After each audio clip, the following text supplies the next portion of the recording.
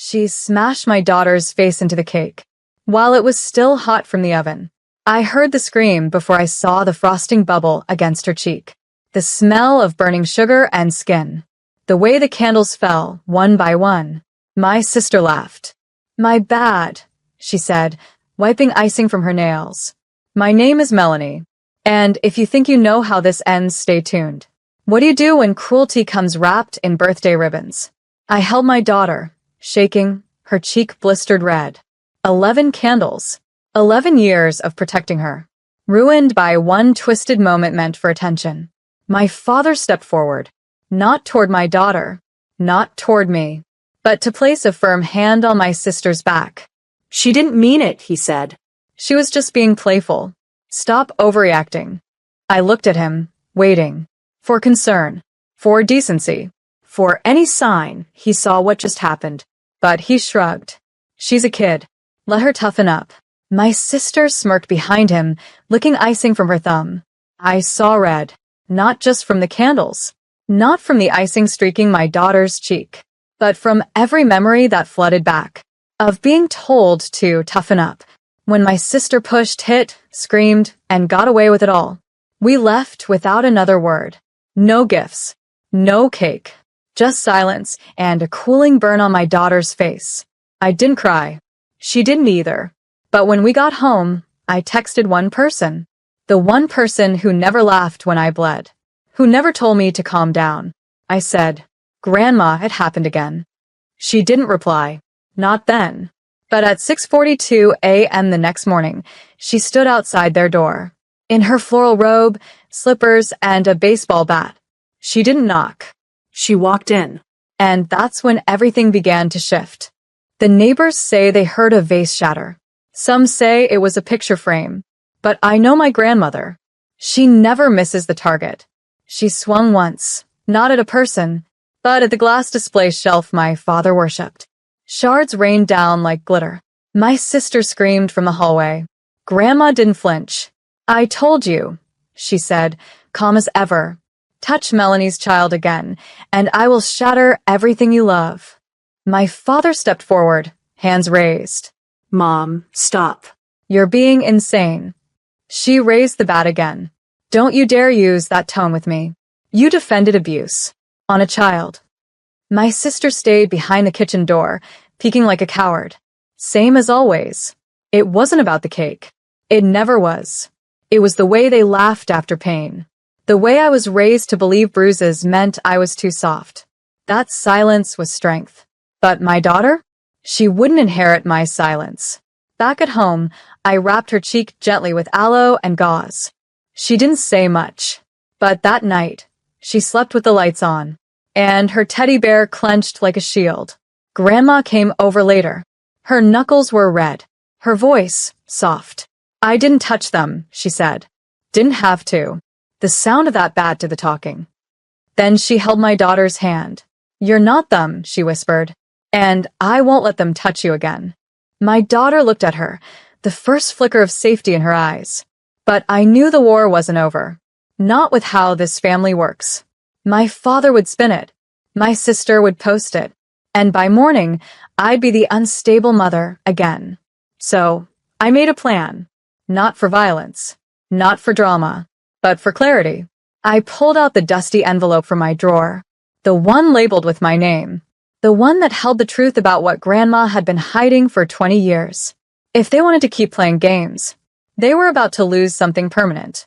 And this time, I wouldn't just protect my daughter. I'd rewrite the legacy they tried to bury me in. The envelope had dust on the edges, but the paper inside was crisp, untouched, preserved, like a secret that had been waiting for its moment. Inside it, a deed, a trust, a name. Mine. When my mother passed, everyone assumed the house had gone to my father. He certainly acted like it. He changed the locks, tore down her garden, moved my sister in. But the truth? My mother had quietly signed it over to me. Grandma was the witness. The document was legally sound, dated and notarized. I was 20 when she died. Too broken to understand what power meant. Too conditioned to stay small. But now? With my daughter bruised and my name slandered in family group chats? Now I understood. I called the county office. Confirmed the title. It was still in my name. Never updated. Never transferred. They've been living in my house all these years, mocking me from within walls I legally owned. My hands trembled, not from nerves, but from clarity. I printed 3 copies. One went in a bright pink envelope labeled, "To Dad, smile, smiling face with smiling eyes." The second went to my sister's office, with glitter and confetti. The third? I taped it to their front door. The caption underneath, written in red marker, said, "Eviction begins in 30 days." By noon, my phone rang. Unknown number. I answered. "Are you insane?" It was my father's voice. "You can't just do this." I leaned against the window, calm. "You've been trespassing on my property for 15 years. Consider this a courtesy notice." He stuttered. Blamed grandma. Blamed lawyers. Blamed everyone but himself. Then, finally, "You wouldn't do this to your own family." I smiled. I didn't burn my child's face on her birthday. That was family. Click. That night, I baked a small cake. Just me and my daughter. No candles. No noise. She held my hand as I sliced it. Softly, she asked, "Are we safe now?" I kissed her bandage. "Not yet, baby, but we're getting there." And in that moment, I knew I was finally becoming the woman my mother meant me to be. By morning, the group chat had exploded. Aunt Lynn said I was unstable. Uncle Marv said I needed prayer. My sister? She posted a photo of herself crying. Caption, "Some people destroy their own blood for attention." But the comments didn't go how she expected. Someone replied, "Didn't you push a child's face into a hot cake?" The silence that followed was delicious. I didn't respond. I didn't explain. I didn't need to. The truth was already echoing. Meanwhile, my father showed up at my job, gray suit, shaky hands, holding an envelope of his own. "I'm willing to buy the house," he said. "Let's settle this like adults." I looked him in the eye. "For 15 years, you let her treat me like dirt. Then you did the same to my daughter. You're not buying peace. You're renting guilt." He slammed the envelope down. "There's money in there. Real money.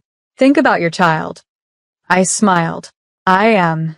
Then I slid his offer back toward him, unopened. He left in silence. That same afternoon, Grandma came over with a folded list. At the top, things they took. My mother's wedding necklace. The antique desk from her office. Jewelry meant for me. Savings bonds in my name. And the violin my mom played when I had nightmares. "They stole those things one by one," Grandma said.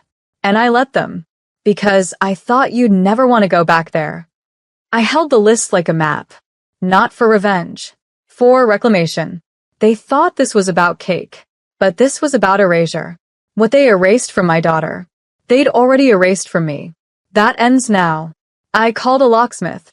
Arranged a formal notice. And called a non-profit for domestic survivors. "Would you be interested in housing women temporarily?" they asked. I nodded. Even though they couldn't see me. "Yes, I have space. And stories." Because healing doesn't just mean evicting the people who broke you. It means opening your doors to the ones still trying to breathe. 30 days passed like wind through broken windows. The official eviction notice went up. Stamped. Dated. Legal. Final. My sister posted a TikTok crying in the living room, framing herself beneath Mom's old chandelier. Captioned, "She's destroying the house our mother built." I laughed. Because it was our mother who left that house to me. It was them who filled it with rot. Neighbors started whispering. Some offered fake sympathy. But most? They remembered. They remembered the screams. The broken glass. The way my sister mocked me from the porch when I came to drop off Christmas cookies and was told to leave them on the mat like the help. Karma had a long attention span. I walked through the house 2 days before the deadline. Room by room. Memory by memory. The wallpaper Mom picked was still there. So was the coffee stain in the corner where she used to sit and read. But something felt different. The ghosts had stopped apologizing. They were watching now, waiting for justice. That night I got a call. A young mother. 2 kids. Nowhere to go. Can you take them? The shelter rep asked. I didn't hesitate. Yes. The house is ready in 2 days. On the 31st morning, I returned with Grandma and a locksmith. My sister stood outside with crossed arms, sunglasses on, as if hiding behind a brand could erase what she'd done. You're displacing us, she spat. You're ruining everything. I didn't blink. You shoved my daughter's face into a hot cake. You mocked her burn marks. You gaslit me. You stole from me. This isn't displacement. This is reclamation. My father didn't speak. He just stared at the front door like it might open if he wished hard enough. It didn't. The locksmith clicked the new lock into place. When they drove off, I didn't watch. I walked in barefoot and stood in the center of the living room. My daughter stepped beside me, eyes wide. Is it really ours now? I nodded. No more ghosts. No more yelling. Just us. And whoever we decide to help. Because revenge isn't just about taking back what's yours. It's about deciding what you do with it next. The house echoed differently now. No more slammed doors. No more whispered insults behind curtains. Just laughter, light, uncertain at first, like a child learning to walk again. The young mother arrived 2 days later. Her name was Jenna. 2 kids. 1 suitcase. And eyes that looked like mine once did. Tired, cautious, half-hopeful. I handed her the key. No speeches. No forms. Just dignity. This room gets the best sunlight in the morning, I said, opening the same window where my sister once screamed at me for breathing too loud. Jenna didn't ask questions, but her silence was grateful. That night, I lit a candle in Mom's room. It used to be locked. Now it smelled of lemon oil and peace. I found her violin. Not stolen, just stuffed in a plastic bin, rosin box cracked. I held it like a memory that didn't ask to be forgiven. Then I opened the letter Grandma had kept sealed for years. Mom's last words to me. If they ever turn my house into a prison for you, let it become a refuge for someone else.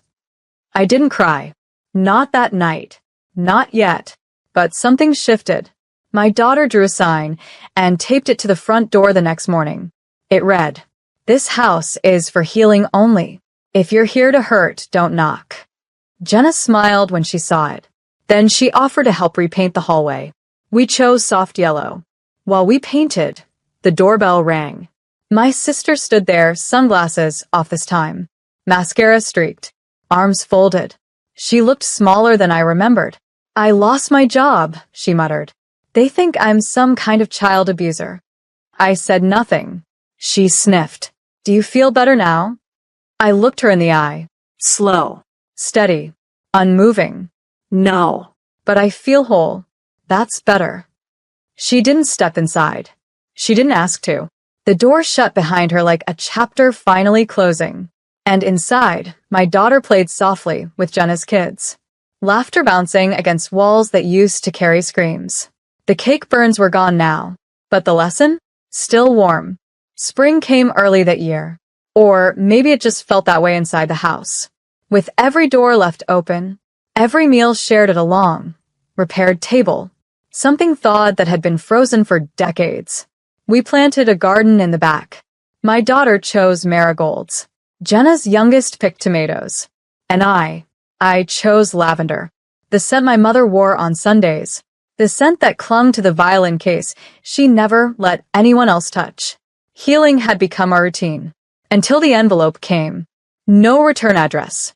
Just my name, handwritten. In the same cursive my father used on birthday cards I never opened. Inside, a photo. My sister. In a courtroom. Hair pulled back. Sitting beside a lawyer. She was suing me. Defamation, emotional distress, loss of employment.